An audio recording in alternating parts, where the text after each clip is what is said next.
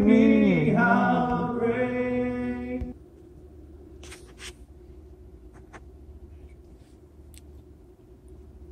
Check. Check. I'm gonna open up with a word of prayer, and then I'm gonna jump right into it. I'm gonna share my testimony tonight, and a little bit of experiences, and maybe equip y'all a little better on how to deal with addiction, things to look for, and maybe how to better prepare yourself how to handle your loved ones or family members or friends or co-workers or anybody you encounter, and how to approach them in a Christ-like manner. Dear Lord and Heavenly Father, we just thank you for this day. We thank you for the opportunity to be able to be a vessel. I ask that anything that is my flesh die right now, and only your Spirit speak through me. Lord, I ask that if there's anything that I say in my flesh that it falls to the ground, I ask that you take this time and you anoint it, and that may you speak directly to these men's hearts, God. I ask that may you do a work that only you can do. May you get all the honor, credit, and glory, and may it be for the advancement of your kingdom. In Jesus' name, amen.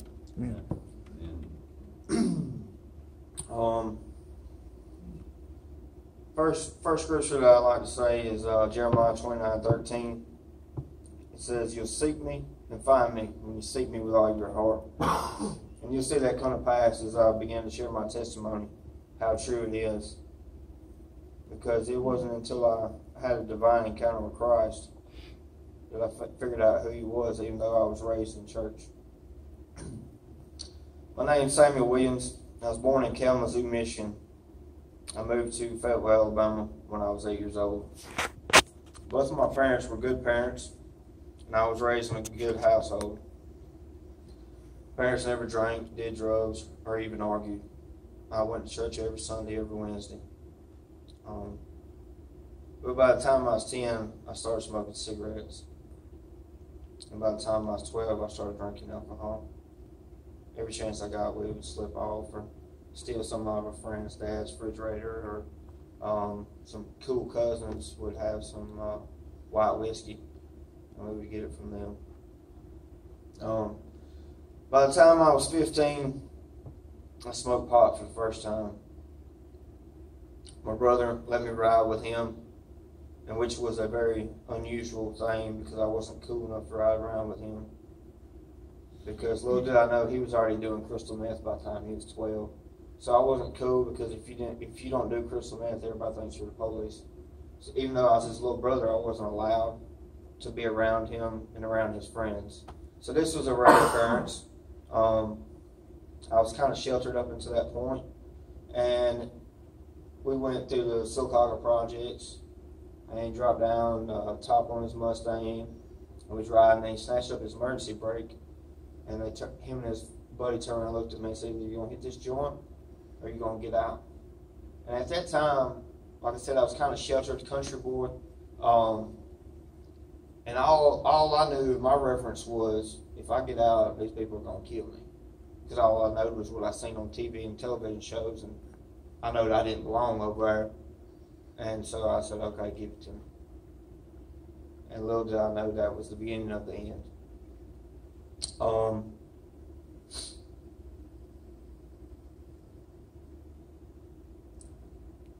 So I was scared, and I tried that, and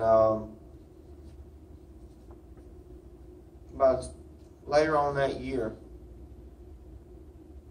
when I turned 16, I got arrested for the first time. So a very short period of time after I tried it for the first time, God was showing me that that wasn't for me, but I was very naive and didn't want to listen.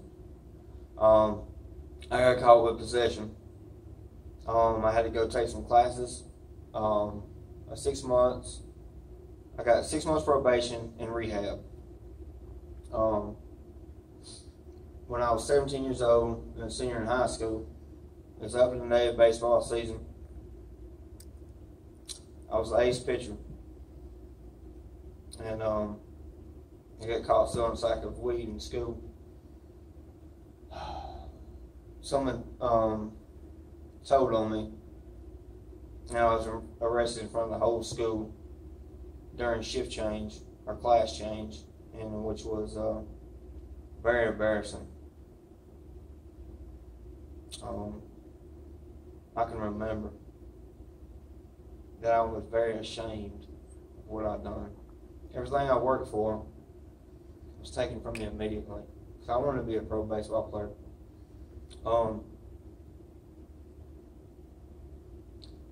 It was a life-changing experience.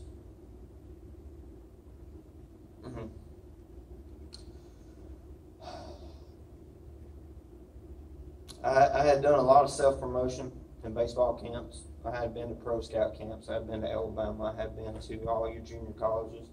And because I went to a small school, I didn't have no help from my coaches, really. So I had paid and invested a lot of time and money into trying to self-promote myself so I could be drafted or get a scholarship to go somewhere. So when all that happened, I basically said, all right, I'll show you. You want to create a monster? I'll show you one. Because I felt like my world had ended. I got sentenced to alternative school. Was not allowed to go to my prom. Was not allowed back on school campus. I got a 1.5 year probation and got sentenced to boot camp.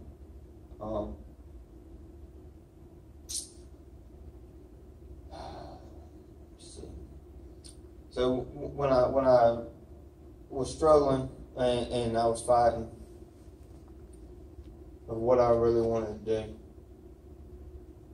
was to go forward with my life and to put it behind me, or just say the heck with it and just start off. That's what I ended up doing. I started selling about 11 pounds of weed a week, and Xanax, lower tabs, in big quantities, and just completely went off the deep end. By the time I was 18, I was doing ecstasy and cocaine. Just like everything else, I was selling it to support my habit. I had to sell several $1,000s of cocaine a week just to support my habit. I wasn't making a profit. Because in a 6-month time period, I had a pretty heavy habit.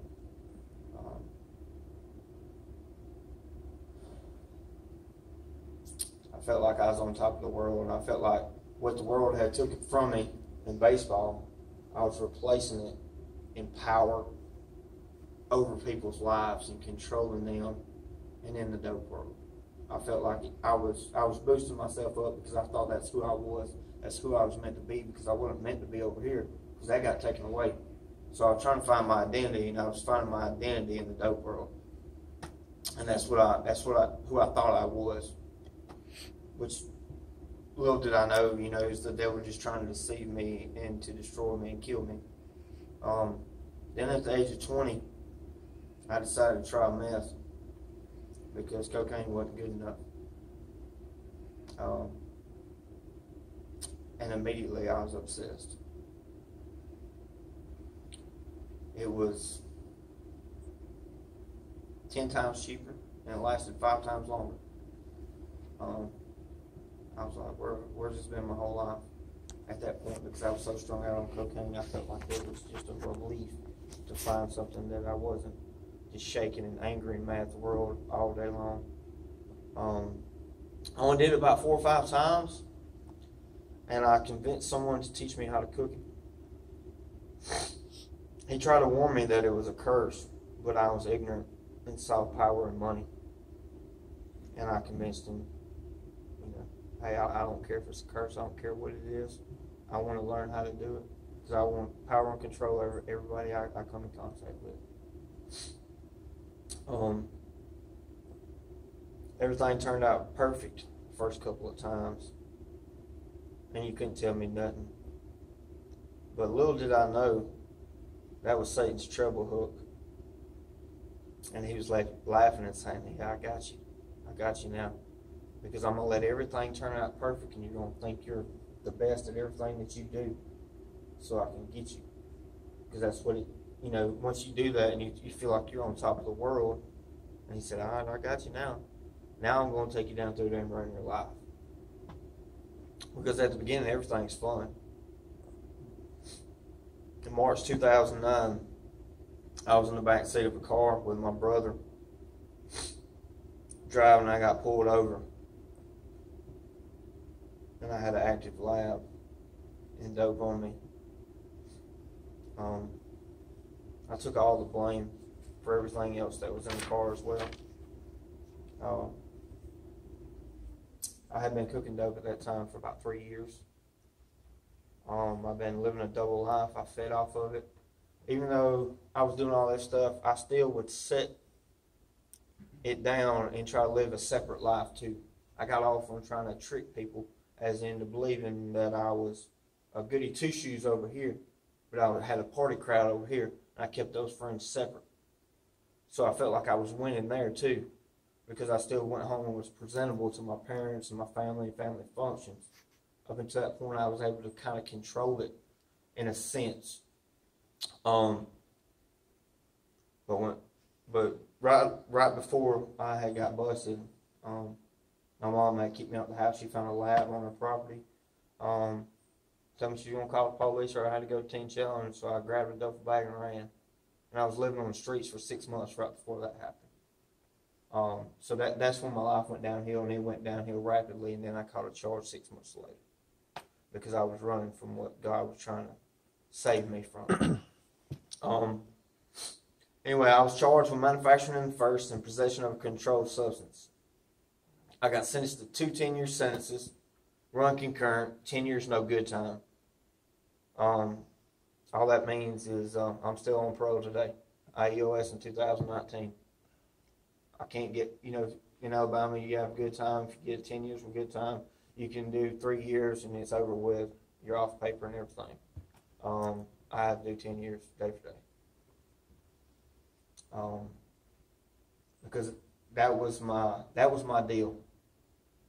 The DA told me since I was considered the head cook, because I claimed everything that was in the car, and there was 3 other people, 2 people that was on parole and 1 that was on the run.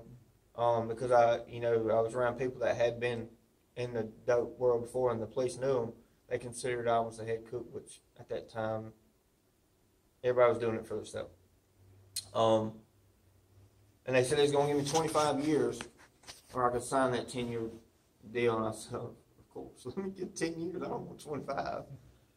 10 years is bad, but it's a lot better than 25. And so I did 19 months in prison before paroling out. I was out for 2 months before I did dope again. During that 19-month period, I prayed to God. I was fasting for a week at a time. I had encounters with God, but not to the level that was life-changing. They was on my terms, not on His terms. If that makes sense. I don't know if that makes any sense or not. But I would pray earnestly to get out of a situation, and He would answer it, and then it would fade to the back of my mind, and it'd go right away. I swore up down I'd never do it again, and 2 months later I was back at it. And then within 11 months, I caught another charge. I got pulled over with some weed, papers, 2 sacks of meth, put with 3.5 grams of dope on it, a bottle of liquid hydrocodone, 32 ballistic bullets.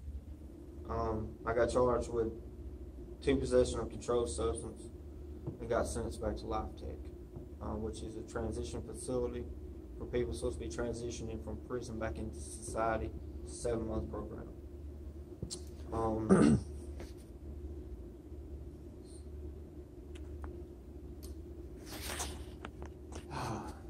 Within 3 months of me getting back out from there,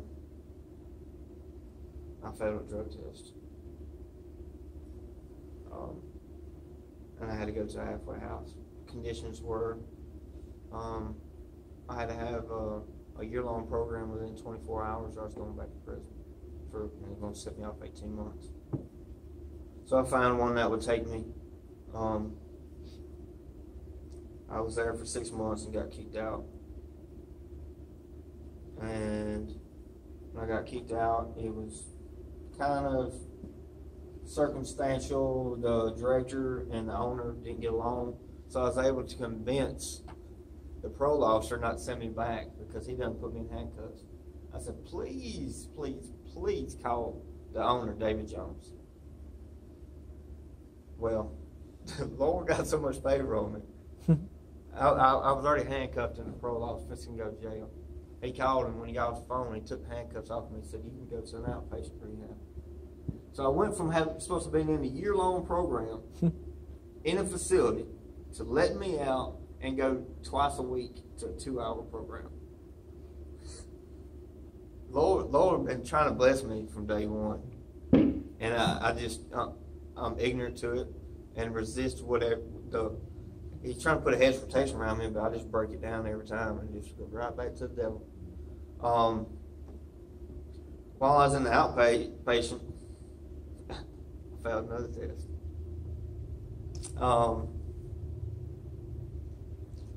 He told me they was gonna send it to the lab. I told him, I said, well, you was a federal correctional officer. I done did some time. I pulled up on him, talked to him. I said, well, look, if I tell you I'm honest right now, will you cut me a deal? Not tell my probation officer. And he said, yeah. I said, well, I smoked meth 2 hours ago before I came in class. And he said, okay. They got it back, and it didn't even show up for meth. It showed up for marijuana. But he held true to his promise. And then within I got out, and right before I completed it, one of the girls that was there, she got mad at me, and she told on me. So she went and told my parole officer, so he ended up finding out that I failed the drug test, because when he asked him, he was obligated to tell him, but he just didn't initiate the conversation. So I was in some more trouble there.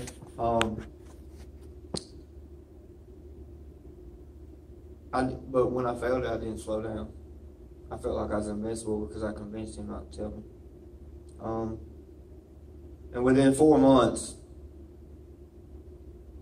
I had pawned my car, got a whole bunch of money, went and bought a lot of ice, and was selling it. My dad and mom was going to an event, and I went and took his truck that I wasn't supposed to take, $30,000 nice truck, and totaled it. It was raining, I hydroplaned and hit a tree head on at 65 miles an hour, and I jumped out of the car because I knew that I had about a half ounce of ice on me and all kind of other stuff, paraphernalia, and busted my screen on the phone. It was raining, so I called him real fast before it froze up and said, look, you truck's on the side of the road, the police is coming, I gotta go. And hung up the phone. I had 3 broke ribs, gashes out my forehead right here and out my elbow, and I ran about 1.5 miles through the woods till somebody came and got me and just left it there. I was banned from their insurance at the time because I had done towed so many vehicles before that. So I wasn't even supposed to be driving, period, even though they didn't want me driving it either. And I was already supposed to have reported it at that time, and I just went and kept doing it. And I waited for another week, and I said, all right, I'm tired. I went in and reported one more time. And he said, can you take a test? I said, no, I can't go right now. He said, well, I'm going to lock you in this room until you do. So I went on the bench, and I took me a 2.5 hour nap. He came back in there and said, can you go now? I said, man, I done did 30 grams of meth this week. I said, I'm up beside that cup. You just go on and take it. I'm ready to go. I'm tired. I'm ready to go to sleep. I just want to eat something and go to bed. And at that time, when he handcuffed me, he went to take me to jail. the investigator of Silcock came out and said, "Oh, we're going to put another case on because I have been stealing gas from farm links in Fayetteville. They had a 5,000-gallon gas tank, and I have been stealing it from them." And they put up cameras at the end, and they got me on camera. So I said, "Yeah, man, I did it. I signed an agreement, plea of information, or whatever it is, saying I did it." So he put another case on me.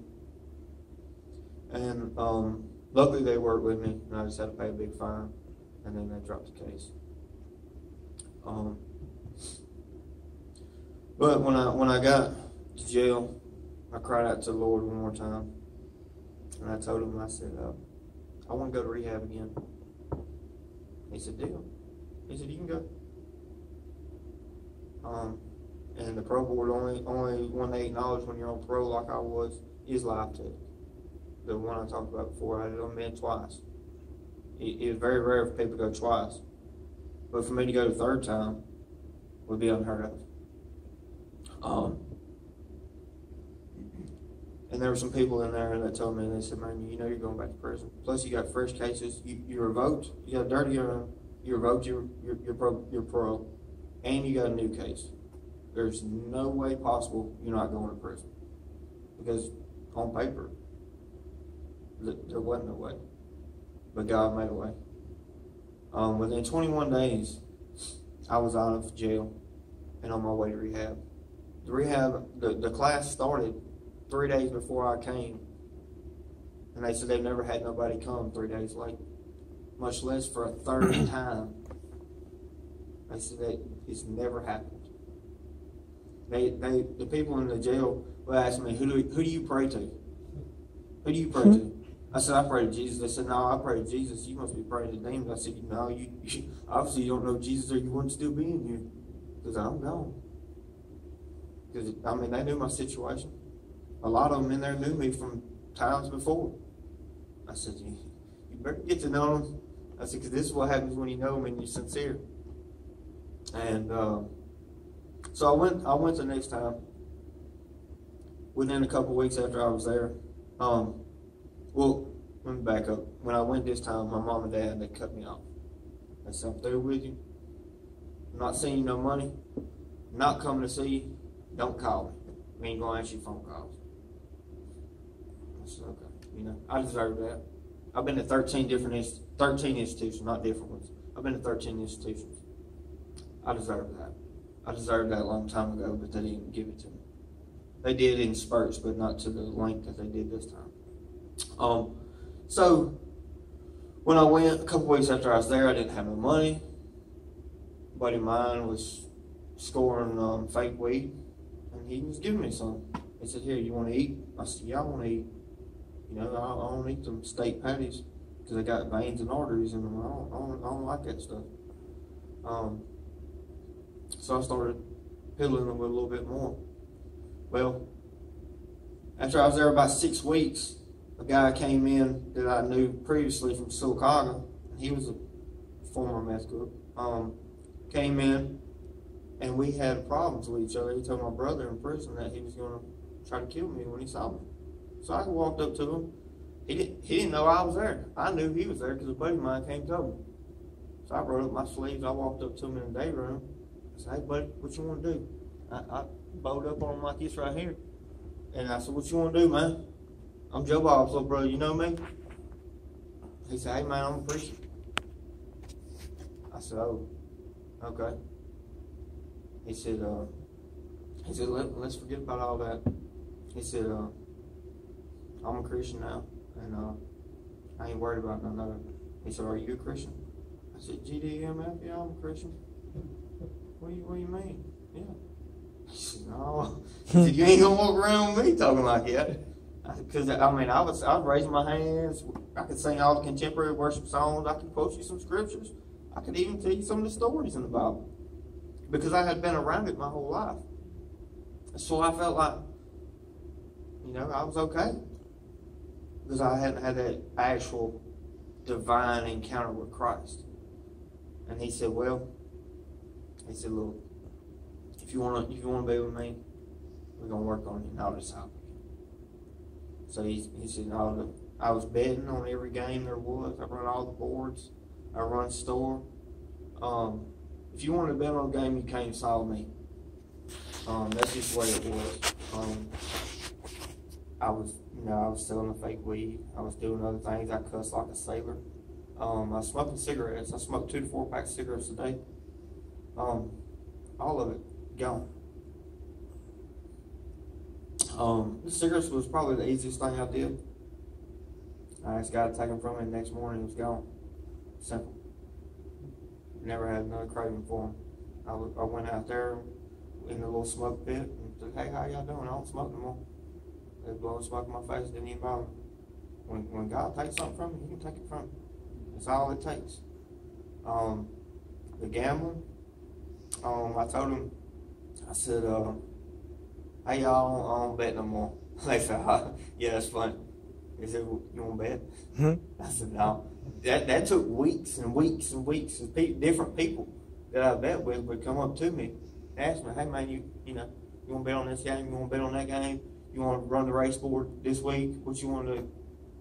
And that was hard because it was consistently, as I was growing in Christ, but they was consistently poking me. Hey, what you want to do? You want to do this? The cussing came. It probably took 3 months for it to totally be gone. And then the last, it's been a little bit over 3.5 years. I count on one hand how many times I've done it. From saying probably 150 a day. I'm not bragging. I'm just saying. I'm just trying to show you the power of Christ. It's not me. It's what He's done in me. During that time, He challenged some of my beliefs. I was Baptist growing up.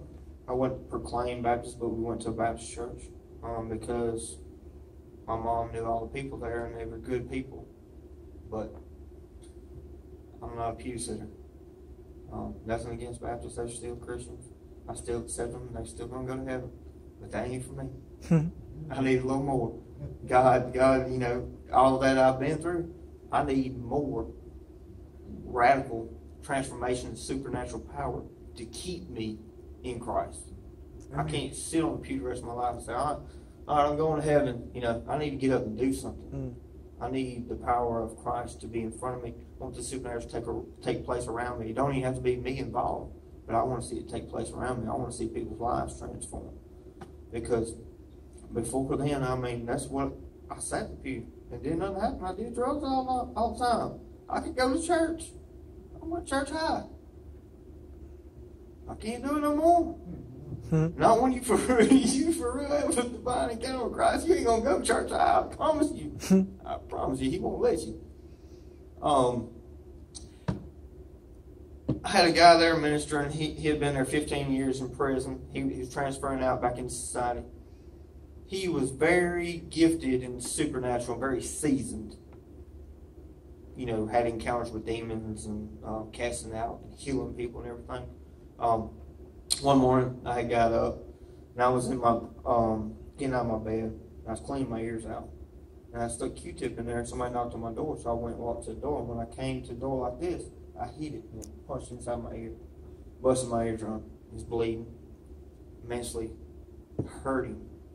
I went to the shift office. They told me, here's your 2 Advil. Don't come back up here. We're going to send you back to prison. Set you off 18 months. Don't come up here with all that stuff. Well, it just happened to be a Wednesday. Wednesday night I came and he preached. At the end of the service, I kind of slipped my hand up because I wasn't fully transformed into Pentecostal yet. I said, hey, just y'all pray for me this week. I got a busted eardrum. He said, hey, man, you want to get up? We'll pray for you right now. I got up. He said, do you believe Jesus can heal you? I said, yeah. He said, well, let's do it. He laid his hands on me, started praying in tongues and praying for me. And I heard a popping and crackling in my ear, and boom, pain gone. Could hear again. Blood gone. Instantly. And I said, all right, God, you got my attention now. You got my attention. I believe anything you say can do is possible because you just did it to me. I had no reference for any of this kind of stuff. being Baptist, they didn't talk about the Holy Spirit, none of that stuff. So everything was brand new to me. My eyes were peeled back wide open. I jogged around the track and I was singing in tongues. I ain't even know it's biblical.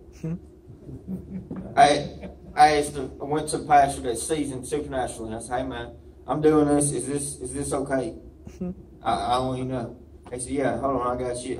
Ephesians 5:19 says, "Speak to one another in psalms, hymns, and spiritual songs. Sing and make music with your heart to the Lord." Saying you can sing in tongues. I said, "Well, praise God." I said, "I'm doing things and I don't even know if they're scripture. I'm just doing them." You know, I had another woman there. She was one of my teachers, and she was a seasoned prophet. And she spoke into my life. God obviously sent her into my life. She gave me assignments every Thursday. I had to turn in a new assignment. She wouldn't tell me nothing about her, and I would have to prophesy something about her or her family's life. And then she would confirm or deny it, so I could learn how to hear the voice of God. I didn't know nothing about that. First time I was scared to death, shaking like this, just, scared I was going to be wrong. And she said, "You're a bullseye prophet. Everything's right on." She signed off on it. I still got the paper at the house. I said, "Okay, well, that's God's voice." He woke me up like 4 times that night and was telling me things. I was telling her daughter's name, where she went to college, the length of her hair, the color of her eyes, how old she was, where she lived. And that was fascinating to me. That captivated me. That made me want to seek God more and more every day. I went through a period of sanctification for 6 months. Nothing but preaching and teaching videos. No news, no secular anything. Nothing. Because I was so screwed up. That's what it took. That was the fruit of what I did. My fruit was all those things I just told you. No gambling, no cussing, no smoking. Because I took the time for the sanctification. And that was the fruit of the sanctification. Because I was so messed up. It may not take somebody else that long, but it took me that long because of all the things I had did in my life. There's a million other things I could say. Getting out. I was supposed to pro out went to my mom's house. Within 30 days, they told me, "Hey, you can't go to your mom's house no more. You're banned from there because your daughter's home plan is there because your mom just got custody of your daughter. We don't want you around your daughter." I was like, "Well, if you ain't got a home plan, you go back to prison." God, what do I need to do now? Well, he sent me. He said, "You can go to rehab. I got you one." So you can go to Shepherd's Fold. I went in there and told the people that work for the mental health, they was over where you went when you left. I said, "I want to go to Shepherd's Fold." They said, "They denied 6 people from your group. They're full." I said, "Well, you don't know who my daddy is." And they told me I could go.